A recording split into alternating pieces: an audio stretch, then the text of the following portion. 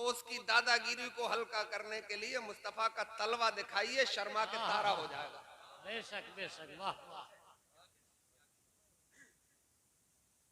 तो वो रुए मार, उसे तो टिकटिकी बांध के देखो, और हजरत उमर जैसी पर्सनालिटी। मगर इसके पीछे लॉजिक है कि गर्दन झुका के क्यों खड़े हैं, नजरें नीची क्यों है, वजह है इसके पीछे। आज भी मैंने देखा है कि अच्छी संस्कृति में पलने वाली औलाद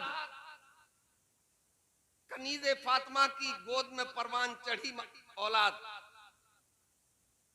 अच्छे और मजहबी बाप के साये में पलने वाली औलाद आज भी बाप से नजरें मिला के बात नहीं करती है। जी बेशक। चाहे उसने आईएएस किया हो या आईपीएस किया हो, मगर उसके पास कॉन्फिडेंस है इस्लाम का, खुद है तुम्हारी, तो नजरें नहीं मिलाता है। और अगर नजरें मिला के बात करता है तो समाज के लोग कहते हैं बेअदब है। बाप से नजरें मिला के बात कर रहा है। मेरे भाई, जब इस्लाम में बाप का इतना अदब है तो मजहब इस्लाम के बानी मोहम्मद रसूलुल्लाह का कितना अदब होगा। इसीलिए अदब से हजरत उमर अपनी गर्दन झुका के हाथ बांध के खड़े। ये बादलों का तरीका है। और अदब गाहीस जेरे आसमां अज अर्श नाजुक, अदब ही से इंसान इंसान है, अदब जो न सीखे वो हैवान। नोट बाद में दे दियो, ये इतने बड़े हाथ से इतना छोटा नोट अच्छा नहीं लगता, छुपा के दे देना ताकि भरम भी रह जाए और अपना भी काम हो जाए। हजरात, अब गर्दन झुका के खड़े तो सरकार ने फरमाया उमर, मेरे उमर, एक दिन वो भी आएगा कि तुम्हारी रूह तुम्हारे कफसे उनसरी से परवाज, आगे बोल दो, कर जाएगी। कुछ बोलो, धूप तेज लग रही है।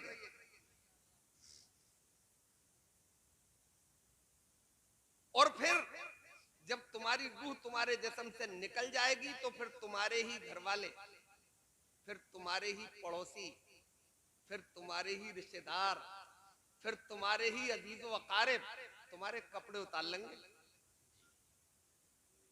फिर तुम्हें तख्ते पर लिटा देंगे, फिर नहलाएंगे, फिर तुम्हें कफनाएंगे, फिर कांधों पे उठाएंगे और 2 गज जमीन में तन्हा छोड़कर वापस चले आए। और जब वो वापस आ जाएंगे तो अल्लाह तबारक व तआला के 2 मुकर्रर करदा फरिश्ते, जिनमें से एक का नाम मुनकर, दूसरे का नकीर, वो जमीन को चीरते हुए आएंगे। डरावना चेहरा, एक एक आंख एक एक देख की बराबर मशाल की तरह जलती हुई। और उमर, तुमसे सवालात का सिलसिला शुरू करेंगे। और उमर, तुम तो अकेले होगे, बोलो ऐसे आलम में क्या करोगे।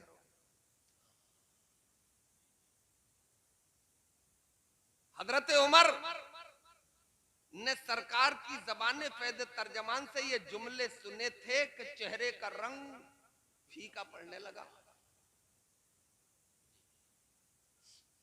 माथे पे बल पड़ गए, लकीरें आ गई माथे पे। मैंने तो कब्रिस्तान में लोगों को हंसते हुए देखा है जी, ठट्टे मारते हुए देखा है, मजाक करते हुए। मैं उन उमर की बात कर रहा हूं जिनके लिए सरकार ने फरमाया था उमर तुम तो जन्नती हो। मैं उन उमर की बात कर रहा हूं जो कभी भी किसी भी आलम में, किसी भी मरहले में कभी उनके माथे पे लकीर नहीं पड़ी, कभी चेहरे का रंग तब्दील नहीं हुआ।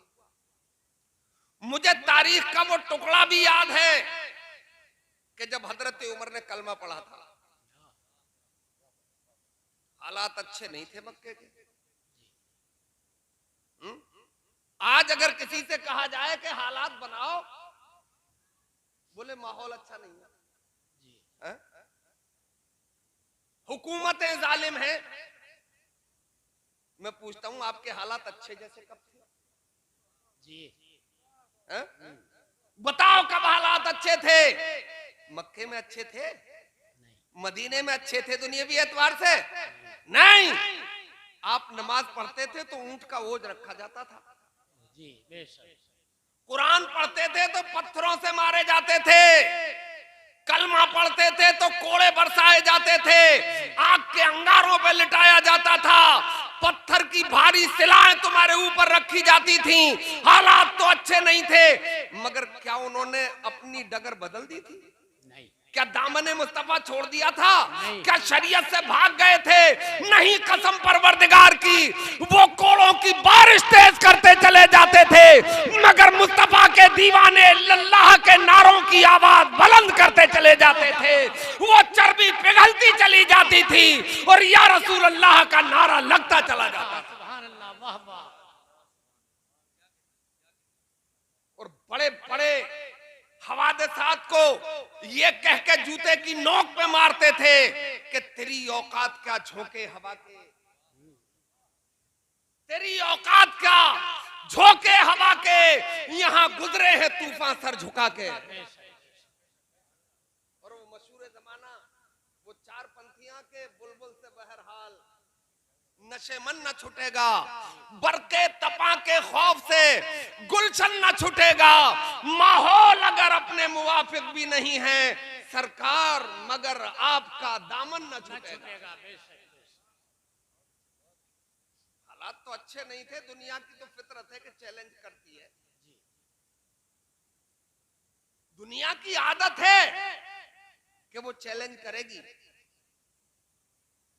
और हमें इस्लाम ने ये सबक पढ़ाया है कि दुनिया चैलेंज करे तो पीठ दिखा के मत भाग जाना, जरूरत पड़े तो तीर सीने पे खाना, ताकि गुलामे मुस्तफा कहने के हकदार हो जाओ। पीठ पे खाओगे तो जमाने वाले बुज़दिल भी कहेंगे, और ये सेवा इस्लाम वालों का नहीं।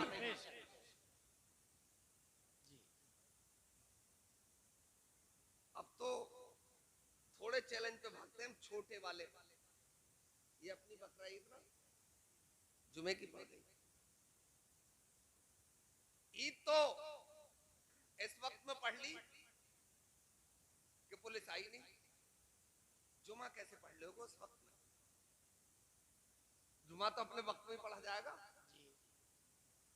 और वो भी खूब सूरज ऊपर आने पर, यानी जोहर के वक्त में। जुमे में तकरीर हो रही, मेरी लोग बोल बोल के पीछे को देख रहे हैं, मैं आगे खड़ा हूं, यार पीछे क्या देख रहे हो? बोले नहीं साहब कुछ नहीं। तो मैंने फिर भी क्या है पीछे? बोले नहीं, मुझे पता पुलिस देख रहे हो, पुलिस देख रहे हो। मैंने कहा तुम यकीन मान लो, आगे ही देखो, पुलिस आएगी तो मैं तन्हा निमट लूंगा, मगर शर्त यह है कि भागना मत। मैंने भागते हुए को जमाना मारता है, और जो मैदान में डटता है उसके सामने हाथ कमजोर पड़ता है। ये विडंबना है कि 30 से 35 करोड़ जिस मुल्क में एक कौम रहती हो और इतनी जिल्लत के साथ रहती है। खुद गौर करिएगा, मुझे तो इतना मालूम है सिर्फ कि 1.25 करोड़ है पूरी दुनिया में यहूदी, अमेरिका चुंगल में है? अमेरिका तो पूरी दुनिया चुंगल में है उनके, और इजराइल में तो 60 लाख के करीब है, पूरा अरब कब्जे में किए हुए हैं।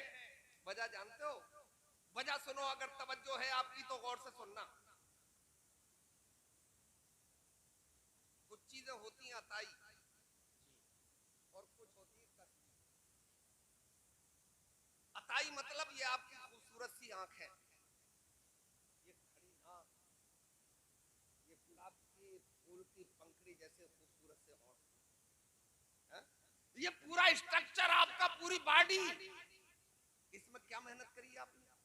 ये तो अम्मा के पेट से लेके आए हो, हैं? मगर भाई हाफिज बनने के लिए तो मेहनत करना पड़ेगी, हैं? आलिम बनने के लिए तो रात को जागना पड़ेगा, IAS IPS क्वालिफाई करने के लिए तो बहुत सी रातें जागना पड़ेंगी। ये होता है कसबी, हासिल किया हुआ अपनी मेहनत से। अभी एक इंटरव्यू एक नामा निगार ले रहा था एक यहूदी का। जी उसने एक सवाल किया कि आपके नजदीक सबसे ज्यादा कीमती चीज क्या है। उसने बगैर किसी वफ़े के जवाब दिया, मेरी बेगम, मेरी औरत, मेरी वाइफ। बोले मतलब समझा नहीं मैं। बोले उसी के बतन से, उसी के शिकम से हमारा मुस्तकबिल रोशन होता है, हमारा फ्यूचर ब्राइट होता है। बोले मतलब, बोले हम किसी कारखाने में बच्चे पैदा थोड़ी करते हैं। जी